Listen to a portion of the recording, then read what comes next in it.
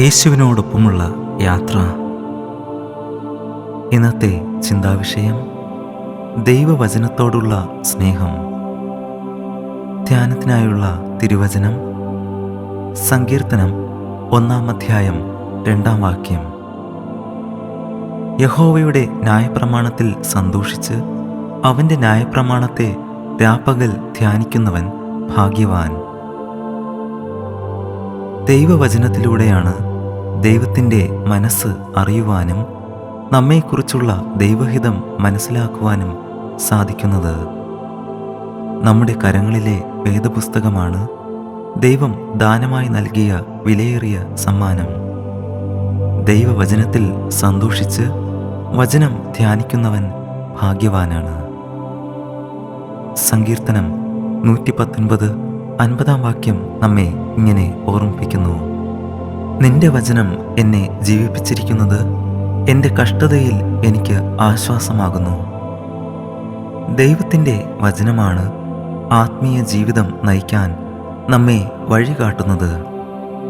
പാപത്താൽ മരിക്കപ്പെട്ട ഹൃദയങ്ങൾക്ക് വചനം ആത്മീയ ജീവൻ പകരുന്നു.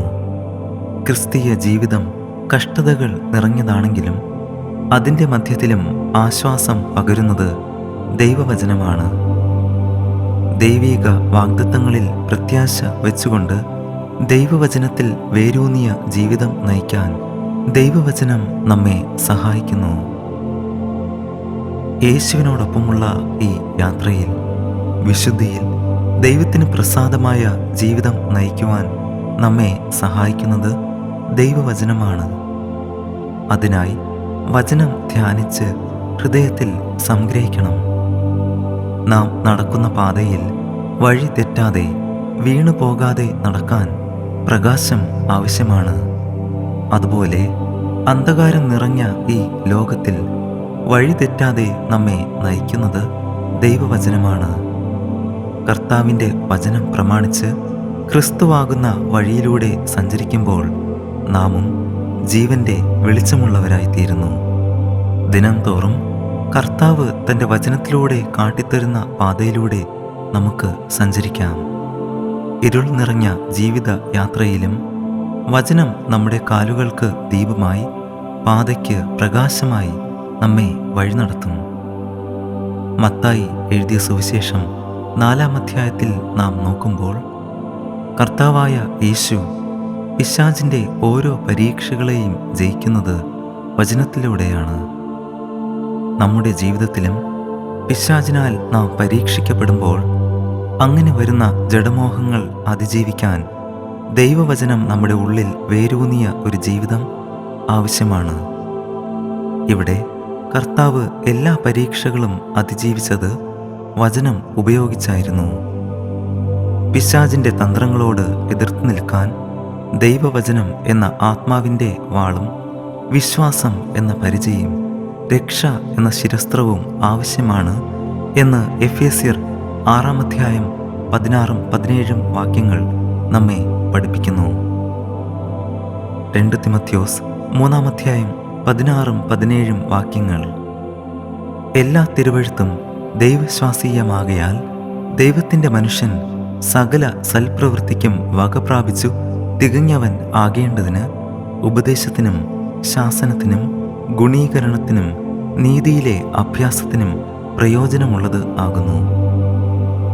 ദൈവഹിതപ്രകാരം ജീവിക്കുവാനും ദൈവത്തിൻ്റെ മനസ്സ് അറിഞ്ഞ് പ്രവർത്തിക്കുവാനും നമ്മെ സഹായിക്കുന്നത് ദൈവവചനമാണ്. ഇരുവായ്ത്തലയുള്ള വാൾ പോലെ മൂർച്ചയുള്ള ദൈവവചനം നമ്മുടെ ഉള്ളിലെ ദൈവഹിതത്തിന് വിരോധമായ സകലതും ചെത്തി വെടിപ്പാക്കുന്നു. നമ്മെ ശുദ്ധീകരിക്കുന്ന ദൈവവചനത്താൽ വിശുദ്ധ ജീവിതം നയിക്കാൻ ദൈവാത്മാവ് നമ്മെ സഹായിക്കട്ടെ. വചനത്തെ സ്നേഹിച്ച് ധ്യാനിച്ച് അതിൻ പ്രകാരം ജീവിച്ച് അനുഗ്രഹിക്കപ്പെട്ട ദൈവത്തിന് ഫലം കായ്ക്കുന്ന ജീവിതം നയിക്കുവാൻ ക്രിസ്തുവാകുന്ന വചനം നമ്മെ ഓരോരുത്തരെയും സഹായിക്കട്ടെ. നമുക്ക് പ്രാർത്ഥിക്കാം. ഞങ്ങളെ സ്നേഹിച്ച് വഴി നടത്തുന്ന സ്വർഗീയ പിതാവേ, ഈ പുതിയ ദിവസത്തിനായി ഞങ്ങൾ അങ്ങേക്ക് സ്തുതിയും സ്തോത്രവും അർപ്പിക്കുന്നു. ഞങ്ങൾക്ക് ദാനമായി നൽകിയിരിക്കുന്ന വിലയേറിയ അങ്ങയുടെ വചനത്തിനായി സ്തോത്രം. ഓരോ വചനത്തിലൂടെയും കർത്താവെ, അങ്ങയെ കണ്ടുമുട്ടുവാൻ, അങ്ങയുടെ ഇഷ്ടം മനസ്സിലാക്കി അതിൻ പ്രകാരം ജീവിക്കുവാൻ ഞങ്ങളെ സഹായിക്കണമേ. ഇരുൾ നിറഞ്ഞ ഈ ലോകയാത്രയിലും വചനമായ കർത്താവെ, അങ്ങ് ഞങ്ങൾക്ക് പ്രകാശമായി വഴി കാണിച്ചു തരണമേ. വിശുദ്ധ ജീവിതം നയിക്കുവാൻ ഞങ്ങളെ ശക്തീകരിക്കണമേ. വചനത്തെ സ്നേഹിച്ച് ധ്യാനിച്ച് അതിൻ പ്രകാരം ജീവിക്കുവാൻ പരിശുദ്ധാത്മാവെ, അങ്ങ് ഞങ്ങളുടെ ഹൃദയങ്ങളെ ഒരുക്കണമേ. കർത്താവായ യേശുവിൻ്റെ നാമത്തിൽ തന്നെ ആമേൻ.